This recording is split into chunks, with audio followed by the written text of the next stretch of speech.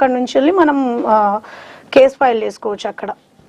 ఇప్పుడు స్త్రీధనం కేసులో కింద వచ్చిన ఆస్తిలో భర్తకి హక్కు ఉంటుందా?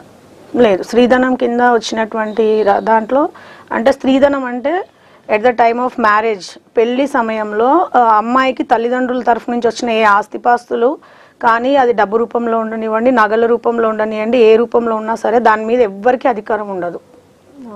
భర్తకి కూడా దాని మీద రైట్ ఉండదు. అది తిరిగి మళ్ళీ ఆ అమ్మాయి తదనంతరం ఒకవేళ ఆమెకు వారసులు ఉంటే కనుక ఆమె తన వారసులకు ఇచ్చుకోవాలని ఇంట్రెస్ట్ ఉంటే వారసులకు ఇవ్వచ్చు. లేదు తన భర్తకే అది అనుభవించాలని ఆమె కోరుకుంటే అంటే డెసిషన్ డిపెండ్స్ అపాన్ తన మీదే ఉంటుందన్నమాట, భార్య మీదే.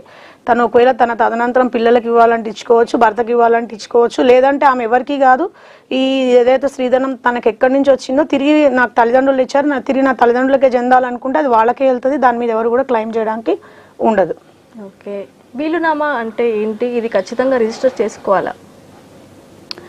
వీలునామా అనేటువంటిది తల్లిదండ్రులు వాళ్ళకు ఉండేటువంటి ఆస్తులు, అంటే అది కూడా వాళ్ళ స్వార్జితమైనటువంటి ఆస్తులు కానీ లేదంటే వాళ్ళ తాతల తరంలో నుంచి వాళ్ళ పేరు మీద అయినటువంటి లీగల్గా వాళ్ళకు ఉండేటువంటి హక్కులు ఏవైతే ఉంటాయో అవన్నీ ఒక వీలునామా ద్వారా అనేటువంటిది రాసుకోవచ్చు.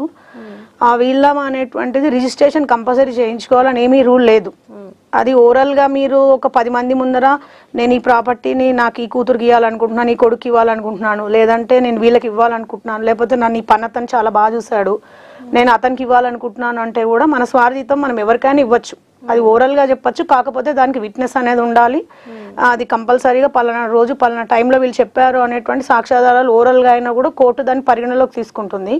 అలా కాకుండా మీరు ఒక తెల్ల పేపర్ మీద ఎవరన్నా పక్కన వాళ్ళకి ఇట్లా అడ్వకేట్ కాకుండా ఎవరిదో ఉన్నా రాయించి సంతకం చేసి నా దగ్గర పలానా ఆస్తి ఉంది, ఇది వీళ్ళకి ఇవ్వాలి, ఇది వీళ్ళకి ఇవ్వాలని ఒకటి రాసి సంతకం పెడితే కూడా అది చెల్లుతుంది.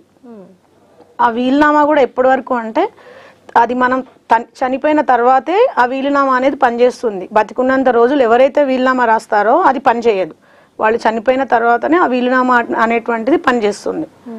ఒకవేళ వీలునామా రాసిన తర్వాత కూడా పేరెంట్స్కి ఏమైనా ఇబ్బంది అవుతుంది పిల్లలకు రాస్తే, లేదంటే రాసి ఇచ్చిన తర్వాత మన హక్కులు వీళ్ళు ఎవరు సరిగా చూసుకోవట్లేదు అన్న సందర్భం వస్తే తిరిగి వాళ్ళు రాసినటువంటి ఆ వీలునామాని వాళ్ళు క్యాన్సిల్ కూడా చేసుకోవచ్చు.